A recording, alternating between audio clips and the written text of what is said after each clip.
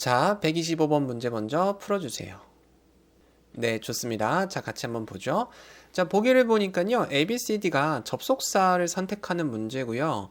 빈칸을 보니까 앞에 명사가 보이고 뒤로는 좀 문장들이 보입니다. 자, 그러면은 이런 문제는 어떻게 푸셔야 되냐면은 어렵지 않거든요. 천천히 따라와 주세요. 우선 첫 번째로 빈칸 왼쪽을 막아주세요. 자, 잘 막으셨죠? 그럼 빈칸 앞을 봐주세요. 빈칸 앞에 뭐가 있죠, 여러분들? room이라는 명사가 있죠? 그러면 빈칸부터 이 뒤에 일정 구간까지는 이 앞에 있는 room을 꾸며주는 관계사절입니다. 우리가 보통 형용사절이라고도 하는데 지금은 관계사절이라고 할게요. 그리고 여기 빈칸은 이 절에 뭘 고르는 문제냐면은 바로 접속사를 고르는 문제입니다. 그래서 이 관계사절 접속사를 고르는 문제는 매번 패턴이 뻔하기 때문에 여러분들이 이 패턴에 익숙해지시면 문제 푸는데 큰 어려움이 없으실 거예요. 첫 번째 포인트, 앞에 이 명사가 사람인지 사람이 아닌지 요거를 구분을 해주시면 됩니다. 그래서 앞에 명사가 사람이면은 who 계열로 갈 거고요. 사람이 아니면은 which 계열로 갈 거예요. 그리고 둘 다 쓸 수 있는 맞는 키는 that으로 갈 겁니다. 아시겠죠? 자, 그러면은 지금 앞에가 room이잖아요. 그죠? 그러면 사람은 아니죠. 그럼 보기 중에 who랑 관련된 게 있으면 지워야 되는데 그런 거는 안 보입니다. 자, 그럼 두 번째, 사람이 아닌 경우는 뭐라 그랬죠? which 라인으로 가는 거죠. 근데 which가 일단 하나 보이죠. 그리고 둘 다 쓸 수 있는 that이 보입니다. 자, 그럼 이게 무슨 뜻일까요? 애시당초에 정답이 두 개가 될 수는 없기 때문에 둘 다 지우는 겁니다. 원래는. 아시겠죠? 근데 지금은 그대로 내버려 둘게요. 여러분들이 공부를 조금 더 하실 수 있게끔. 자, 그러면은 이제 이 다음 과정이 뭐냐면은 자, 요 보기 대시 없다고 가정을 할게요. 오케이. 요 세 개 가지고 우리가 생각을 해보겠습니다. 자, 그러면은 일단은 빈칸에 들어갈 단어는 앞에가 사람이 아니기 때문에 which 라인까지 잡아두는 건 좋았어요. 자, 근데 지금 누가 보이죠? where이라는 단어가 보이죠? 이 친구는 이 관계사절 접속사에서 관계 부사라는 이름으로 활동을 하고 있습니다. which는 누구냐면은 이 친구는 관계 대명사라는 이름으로 활동을 하고 있고요.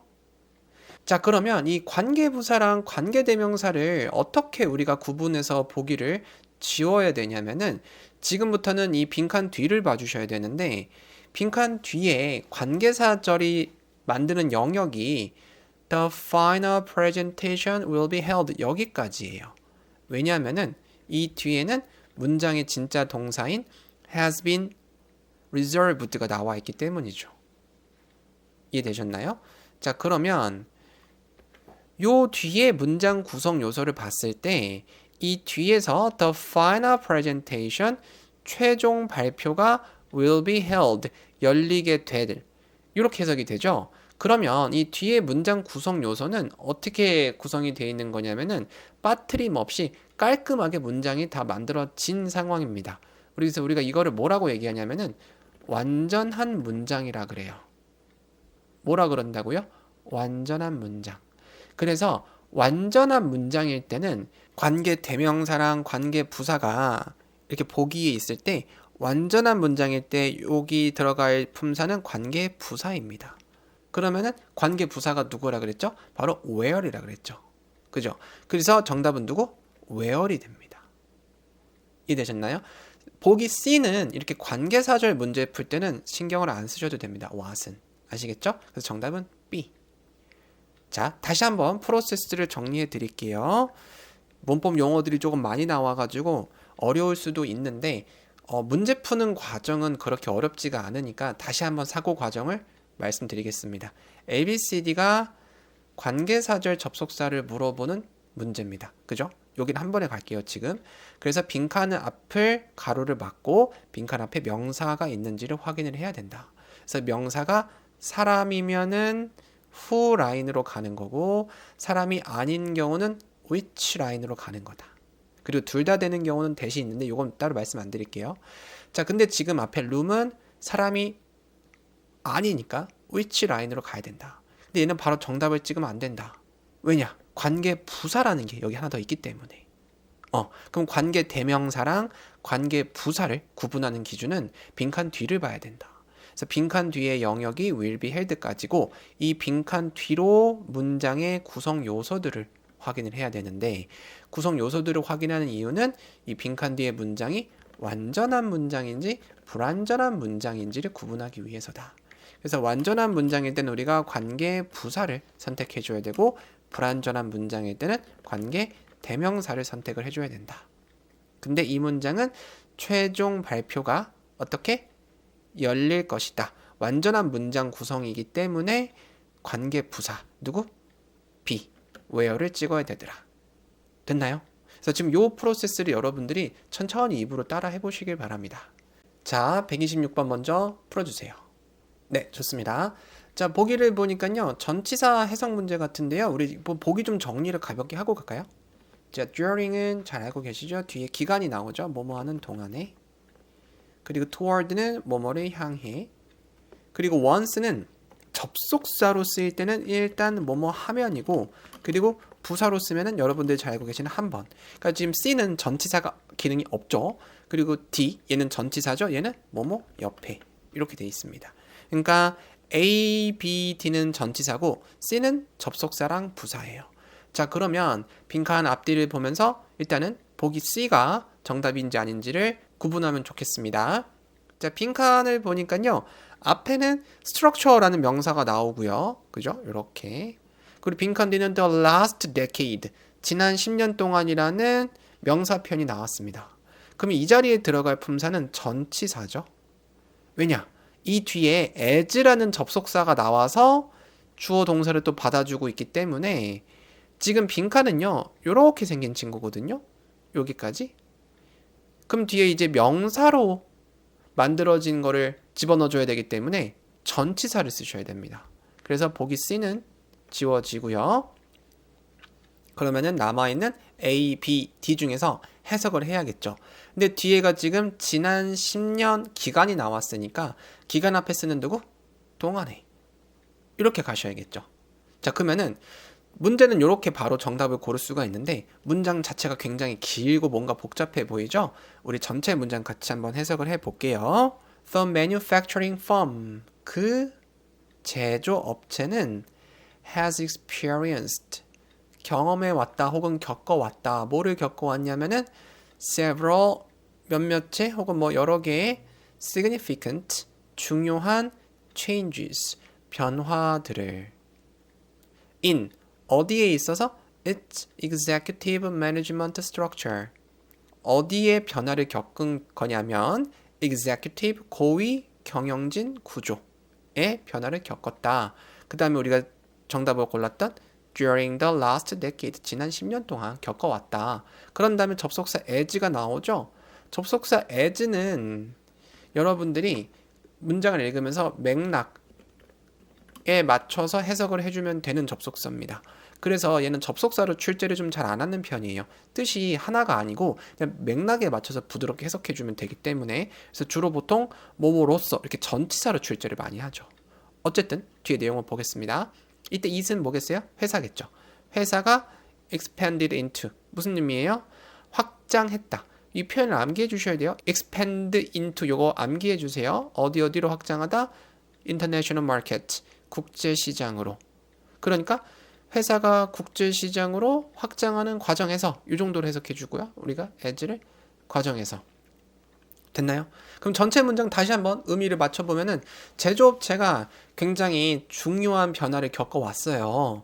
어떤 부분에서? 경영진 부분에서 지난 10년 동안. 뭐 하는 동안에? 국제시장으로 확장하는 동안에. 네, 좋습니다. 자, 127번 문제 먼저 풀어주세요. 네, 좋습니다. 자, ABCD 보기를 보니까 audition이라는 단어를 가지고 만든 품사 문제입니다. 자, 근데 빈칸 앞에 is holding이 보이네요. 그죠? 무언가를 열고 무언가를 개최하고 이럴 때 우리가 보통 hold 쓰잖아요. 그럼 빈칸은 누구 자리겠어요? 바로 목적어가 되는 명사 자리입니다. 그죠? 그럼 여기서 명사는 하나밖에 안 보이네요. 누구? A, auditions. 정답은 A입니다. 자, 이 문제 이렇게 끝내면 너무 아쉽죠? 우리가 같이 해석을 한번 해보죠. The company, 회사는 자, 뭐 하는 중이다? is holding 땡땡땡땡. 근데 이제 정답이 오디션이니까 오디션을 집어넣으면은 해석은요. 오디션을 개최 중이다라는 말보다는 오디션을 진행 중이다. 이렇게 좀 부드럽게 해석해 주세요. 그죠? 오디션을 진행 중이다. 뭐 하기 위해? to select. 선발하기 위해, 고르기 위해 뭐를 새로운 직원들을 뭐를 위한 직원들이냐면은 for its regional offices next month. 뭐죠? Regional offices? 지역 사무소. 다음 달에 이 지역 사무소를 위해서 거기에 배치할 새로운 직원들을 오디션하는 중이다. 됐나요? 이 홀드라는 단어는 여러분들 많이 보셨겠지만 이 단어만 쓰는 게 아니고요. 뭐 미팅도 많이 나오고요. 뭐 인터뷰, 그죠? 인터뷰도 진짜 많이 나오고요. 이게 뭔가 이게 S 붙여 놓을까요?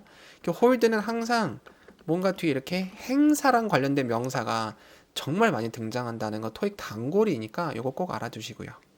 네, 좋습니다. 자, 128번 문제 먼저 풀어주세요. 네, 좋습니다. 자, ABCD 보기를 보니까 insure라는 단어를 가지고 만든 품사 문제죠. 자, 그러면은 빈칸 앞뒤를 봐야 되는데 빈칸 뒤는 대시 나왔어요.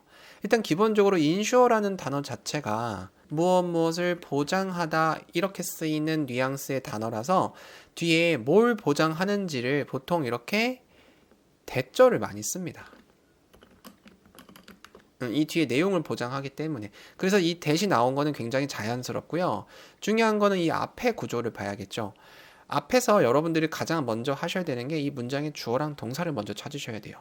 그럼 볼까요? 주어는 the logistics team. 뭐죠? 물류팀은 packed. 뭐 했다?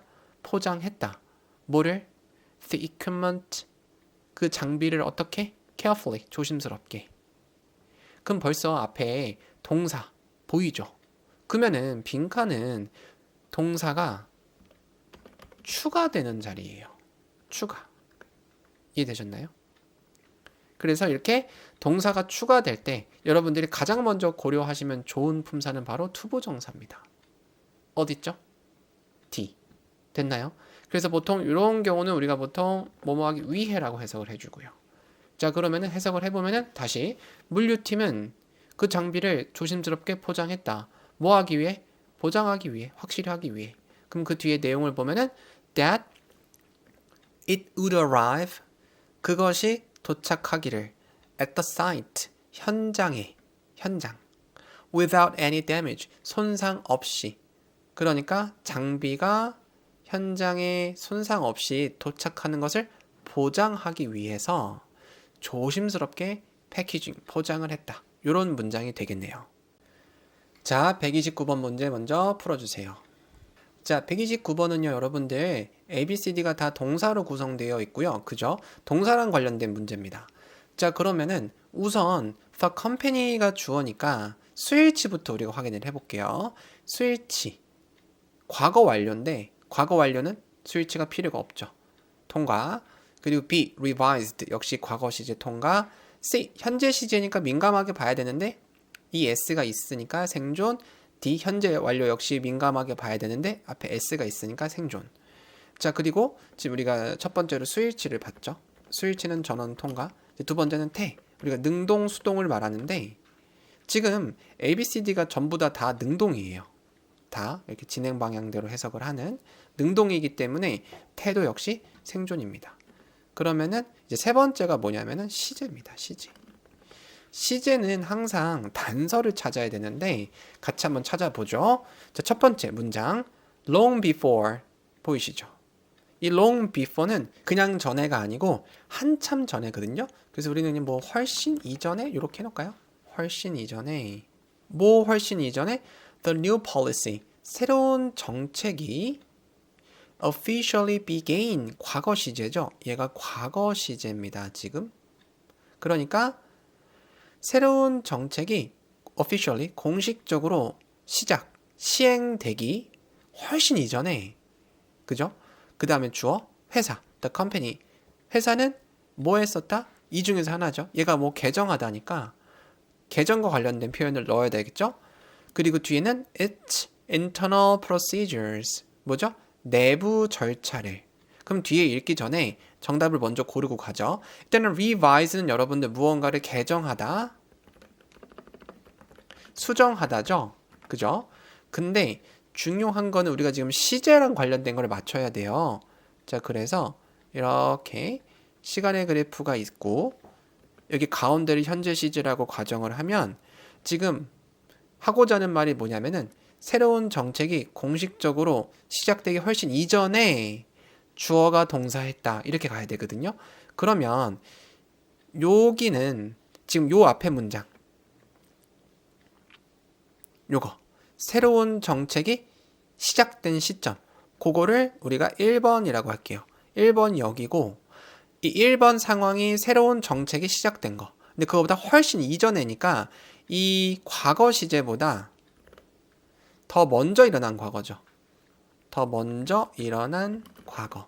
그죠? 그러니까 더 먼저 일어난 과거 사건을 우리가 2번이라고 할게요. 지금 여기를 2번. 이 2번이 22번이 돼버렸네. 자, 2번, 요게. 2번 사건이 뭐냐면은 회사가 내부 절차를 이미 그 전에 수정한 거. 그럼 요렇게. 여기 정도가 되겠네요.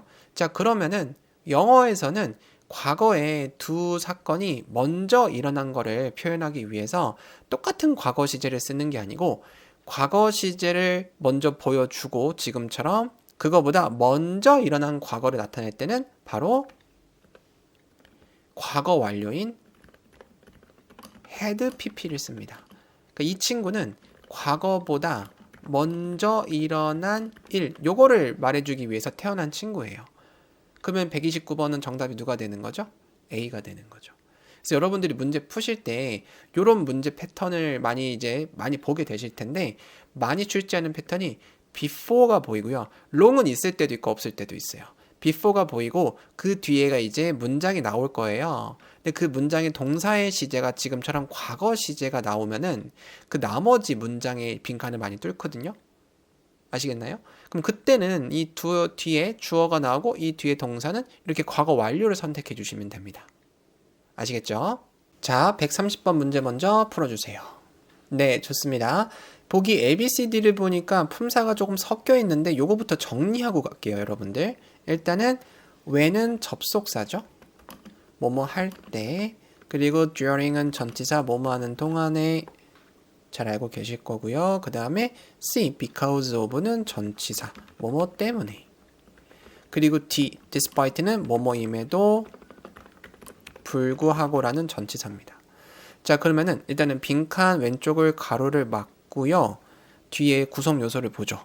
뒤에 보니까 the interns 주어 보이고 have arrived 동사가 나왔어요. 빈칸 앞에도 the orientation session 그리고 will begin이라는 동사가 나왔고요. 그럼 여기는 누구 자리겠어요? 네, 그죠. 바로 접속사죠. 정답이 바로 골라지는 순간입니다. 정답은 A입니다. 자, 그러면 이렇게 끝내면 너무 아쉬우니까 해석을 같이 해봐야겠죠?